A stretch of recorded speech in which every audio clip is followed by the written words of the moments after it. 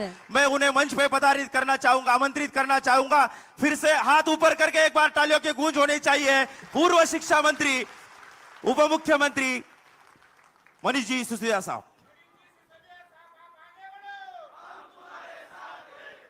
बहुत बहुत धन्यवाद इस मान सम्मान के लिए और इस प्रेम के लिए जो आज यहाँ पर दिखा रहे हैं आप लोगों के दिल में जितना प्रेम है मैं उसको नमस्कार करता हूँ।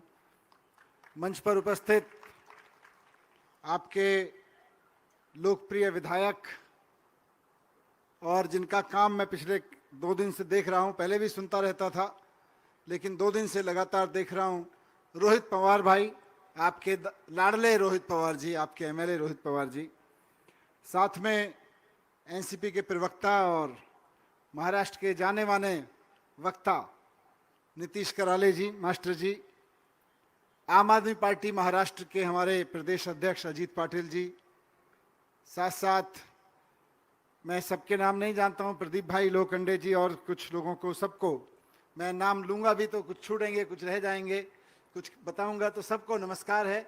और सब मंच पर उपस्थित सभी विद्वजन, सभी टीचर्स, प्रिंसिपल, सभी कार्यकर्ता, आम आदमी पार्टी के कार्यकर्ता, एनसीपी के कार्यकर्ता, पदाधिकारीगण, स्कूल के टीचर्स, बच्चे, माता पिता, आप सबको मेरा बहुत बहुत नमस्कार है। साथियों, मैं समझता हूं कि आज का दिन हमारे देश के लिए बहुत महत्वपूर्ण दिन है। ये मात्र एक स्कूल का उद्घाटन नहीं हो रहा, वैसे तो यह भी बहुत बड़ी बात है कि 100 साल पहले जो स्कूल की बिल्डिंग बनी, 100 साल तक बच्चे उसमें पढ़ते रहे। 10-15 साल ठीक चली होगी अगर उस समय अच्छी बन गई होगी तो, लेकिन उसके बाद से कैसे कैसे बच्चे पढ़ते रहे और कैसे कैसे टीचर्स पढ़ाते रहे। मैं उन सबको नमस्कार करते हुए, उनके साहस को, उनकी हिम्मत को नमस्कार करते हुए कहता हूं कि आज स्कूल बनना अपने आप में बहुत बड़ा काम है, लेकिन आज इस विधानसभा में, इस गांव में एक और बड़ा काम हो रहा है जो शायद देश की राजनीति में इतिहास बन के दर्ज होगा। वो काम है कि आज इस देश की नई राजनीति लिखी जा रही है। यहां जितने लोग आप बैठे हैं सब अनुभवी लोग हैं, पत्रकार हैं, कार्यकर्ता हैं, शिक्षक हैं, सामाजिक कार्यकर्ता हैं, प्रोफेशनल्स हैं।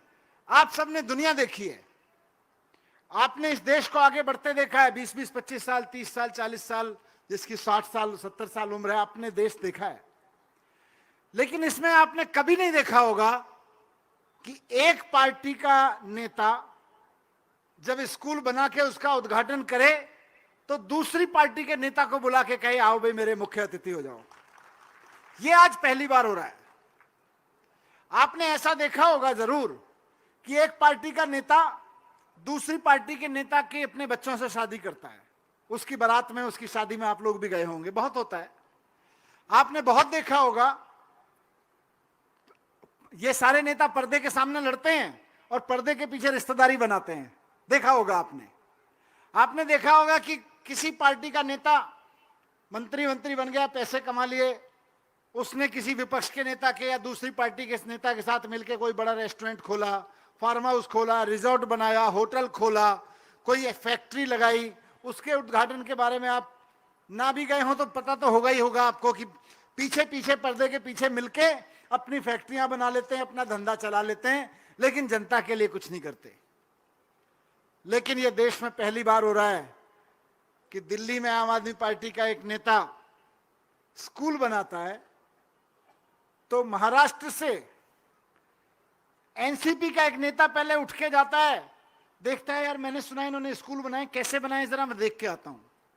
वो 2 स्कूलों में जाता है, 4 स्कूलों में जाता है, टीचर्स से मिलता है, बच्चों के इंटरव्यूज करता है, सुनता है उनकी बात की क्या हुआ, अपनी आंखों से देखता है, फिर मेरे से मिलता है और उसके बाद वहां से संकल्प लेके लौटता है कि मैं अभी सरकार में तो बाद में करेंगे, जब मैं विधायक हूं तो पहले अपनी विधानसभा में शानदार स्कूल बनाएंगे, और वो शानदार स्कूल बनाते हैं। मैं सलाम करता हूं उस जज्बे को, रोहित पवार जी के, जिससे उन्हें प्रेरणा मिली और उन्होंने अपनी विधानसभा में, उन्होंने दिल्ली के स्कूल देखे जाके और फिर अपनी विधानसभा में आके वैसे ही स्कूल बनाने का संकल्प लिया, और खाली बात नहीं की, बना के दिखा दिया, उसका उद्घाटन कर दिया, और उससे भी बड़ा जज्बा कि उस दूसरी पार्टी के नेता को आज बुला के उद्घाटन करा रहे हैं। यही राजनीति चाहिए इस देश में। हमारा देश को यही राजनीति चाहिए कि पार्टी कोई भी हो, बात स्कूल की होनी चाहिए। पार्टी कोई भी हो, बात बच्चों के भविष्य की होनी चाहिए। यही राजनीति चाहिए हमें इस देश में। मैंने इसीलिए कहा कि आज एक इतिहास लिखा जा रहा है इस देश की राजनीति का। आज से नए भारत की राजनीति शुरू हो रही है, यहां से, आपकी विधानसभा से। क्योंकि आपने राजनीति देखी है, और महाराष्ट्र के लोग तो खूब पीड़ित हैं, मैं खुद भी पीड़ित हूं उस चीज से। आज इस देश का जो राजा है, जिनका जिक्र हमारे नीतीश भाई ने भी किया, आज इस देश का जो राजा है वो कैसी राजनीति कर रहा है? पार्टी तोड़ने की राजनीति, परिवार तोड़ने की राजनीति, और उधर एक पार्टी राजनीति कर रही है स्कूल बनाने की राजनीति, बच्चों के भविष्य बनाने की राजनीति। ये नई राजनीति है, नए भारत की राजनीति है। हमें नहीं चाहिए ऐसी राजनीति जो पार्टियां तोड़ने में लगती हो। हमें नहीं चाहिए ऐसी राजनीति जो परिवार तोड़ने में लगती हो। हमें चाहिए ऐसी राजनीति जो आपस में मिलजुल के हमारे लिए स्कूल बनाना की कोशिश करती हो, हमारे लिए अस्पताल बनाने की कोशिश करती हो। चाहिए कि नहीं चाहिए? ऐसी राजनीति चाहिए, तो आज उसकी शुरुआत हो रही है यहां से। यही करना चाहिए सारे राजनेताओं को, यही करना चाहिए सारी पार्टियों को। एक पार्टी कुछ अच्छा करे तो दूसरी जाए उससे सीखे। आज मैं भी यहां आया हूं तो ऐसा नहीं है उद्घाटन करने आया हूं। मैं जानता हूं कि रोहित भाई ने एक स्कूल तो बनाया, लेकिन उसके साथ साथ एजुकेशन के बहुत सारे काम किए हैं। मैं भी समझने सीखने आया हूं कि कैसे काम कर रहे हैं, और ये सीखने की बात है। मैं तो सत्ता में हूं दिल्ली की, लेकिन विपक्ष में रह के कोई विधायक इतने सारे काम करा दे, विधानसभा में स्कूल बनवा दे, एजुकेशन पे इतना सारा काम करा दे, वो कैसे कर रहे हैं, सीखने की चीज है। मेरी पार्टी को भी सीखना चाहिए इनसे, मेरी पार्टी के एमएलएस को भी सीखना चाहिए, देश भर की पार्टी के एमएलएस को सीखना चाहिए जो सत्ता में है, विपक्ष में है। और मैं आप लोगों को भी कहूंगा, भाई और बहनों, कि बहुत सौभाग्यशाली है आप लोग कि आपको रोहित पवार जी जैसा विधायक मिला है जो एजुकेशन के बारे में सोचता है। मैं पूरे देश में घूमता हूं, मैं पूरे देश की राजनीति से ताल्लुक रखता हूं, मिलता जुलता रहता हूं लोगों से। बहुत मुश्किल से मिलते हैं ऐसे नेता जो एजुकेशन के बारे में सोचते हो, और सिर्फ सोचते ना हो, काम करके दिखाते हो। बहुत मुश्किल से मिलते हैं ऐसे नेता। संभाल के रखिएगा इनको। आपने इनको चुना तो इन्होंने स्कूल बनवाए, ये इनकी जिम्मेदारी थी। लेकिन एक नेता जब स्कूल बनवाता है तो उसको संभाल के रखना आपकी जिम्मेदारी है। जानबूझ के कह रहा हूं यह बात, क्योंकि 2015 में आपने वीडियो देखा, जब मैंने काम करना शुरू किया तो मैं पागलों की तरह स्कूलों में घूमता रहता था, सुबह शाम स्कूलों में घूमता रहता था। तो मुझे कई लोग, राजनीति के पंडित आके बताते थे, मनीष भाई क्या काम कर रहे हो, स्कूलों की राजनीति से कोई थोड़ी राजनीति चलती है।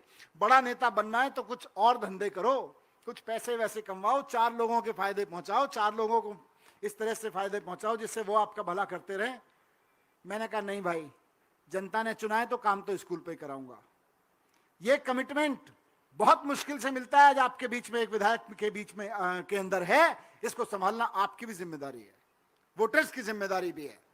क्योंकि अगर एक शिक्षा पे काम करने वाले मनोबल वाले नेता का मनोबल टूटता है तो खाली नेता का मनोबल नहीं टूटता, आपके घर में जो बच्चे पल रहे हैं, जो बच्चे बड़े हो रहे हैं, उनका भविष्य टूटता है। भारत का भविष्य हमारे बच्चे हैं। जिन बच्चों के लिए हमने स्कूल बनाया, छोटे छोटे बच्चे, हम कुछ क्लासों में जाके बैठे, यही तो भारत का भविष्य है, यही तो हमारे परिवार का भविष्य है। इन्हीं के लिए तो आज आपकी विधानसभा में काम हो रहा है, इन्हीं के लिए दिल्ली में काम हो रहा है। मैं दिल्ली से आया हूं ये देखने की महाराष्ट्र में इस पे एक विधायक कैसे काम कर रहा है। मैं जब दिल्ली में मंत्री बना, आपने देखा वीडियो में, 2015 में, तो मैं वित्त मंत्री भी था दिल्ली का।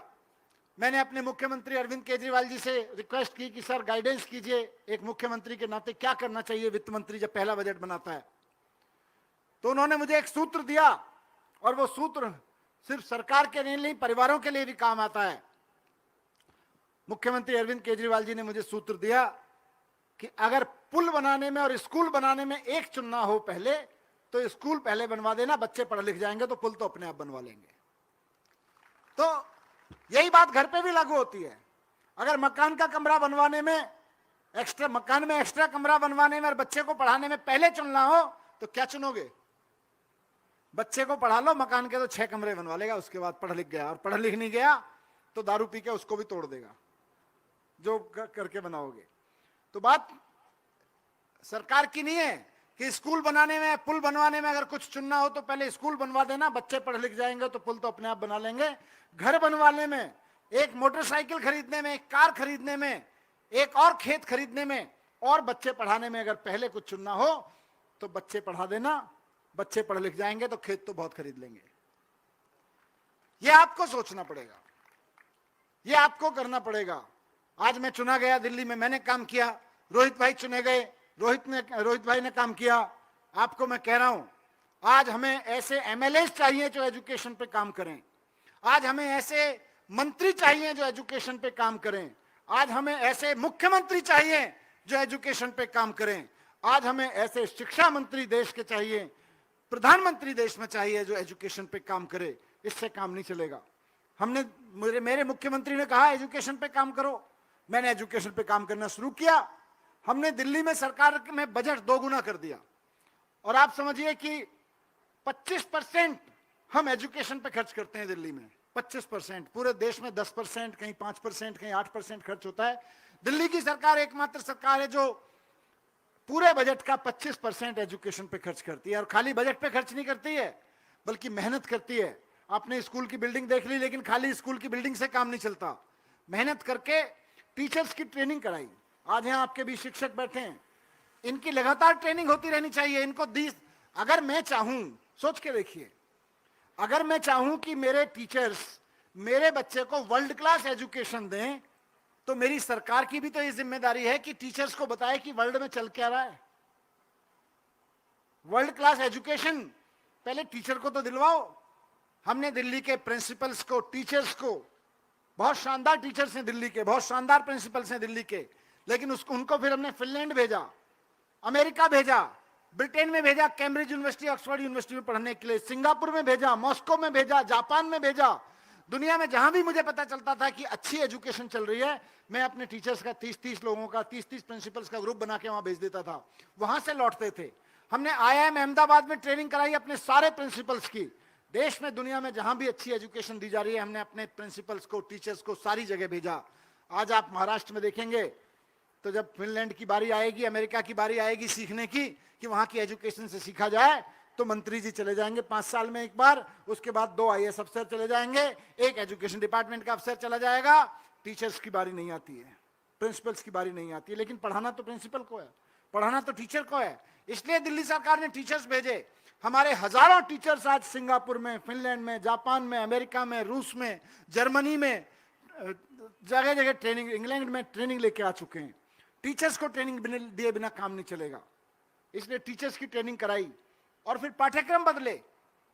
अभी रोहित भाई ने अपनी अंतिम बात कहते हुए बोला कि बच्चे माता पिता का सम्मान तो करें। अरे हम इंजीनियर बना देते हैं, डॉक्टर बना देते हैं, बड़े बुजुर्गों का सम्मान नहीं करना सीख रहे बच्चे, माता पिता के साथ रहना नहीं सीख रहे बच्चे, घर परिवार में रहना नहीं सीख रहे बच्चे। हमने दिल्ली में उसके भी पाठ्यक्रम शुरू किए हैं कि बच्चा पढ़ेगा, सक्सेसफुल होगा तो कैसे अपने परिवार का भक्त बनेगा, कैसे अपने देश का भक्त बनेगा, कैसे खुश रहेगा, इस पे भी पाठ्यक्रम शुरू किए हैं। तो ये सारी चीजें दिल्ली में हुई हैं, आज आपके बीच में शुरू हो रही हैं। मैं अपनी तरफ से कह सकता हूं कि हमारा पूरा सहयोग इस पर रहेगा, लेकिन बात यहीं खत्म नहीं होगी। बात तो यहां से शुरू हुई है। बात तो शुरू हुई है कि क्या आज जो 2 पार्टियों के 2 नेताओं ने मिलकर ये नई राजनीति की शुरुआत की है, इसको जनता आगे बढ़ाएगी कि नहीं बढ़ाएगी, इसको जनता आगे वोट करेगी कि नहीं करेगी। करना पड़ेगा। अगर अपना देश का भविष्य की बात करना चाहते हो तो करना पड़ेगा, बात नहीं बनेगी। शिक्षा पे काम किए बिना अगर कोई राजनेता आपको आके कहता है कि मैं इस देश को विकसित देश बना दूंगा, झूठ बोलता है, महा झूठा आदमी होगा जो ये कहेगा कि स्कूल ठीक नहीं करूंगा लेकिन विकसित देश बना दूंगा। बेवकूफ बना रहा है वो आपको। अगर शिक्षा पे काम किए बिना, टीचर्स पे काम किए बिना अगर कोई आपको आके कहता है कि मैं बहुत बड़ा राजा हूं, मैं तो भगवान का अवतार हूं, मैं तो इस देश का बहुत बड़ा राजा हूं, मैं नहीं पढ़ा तो क्या हुआ, मैं इस देश को बना दूंगा, गिली गिली बादशाह करूंगा और ये देश विकसित देश बन जाएगा, नहीं बनने वाला है।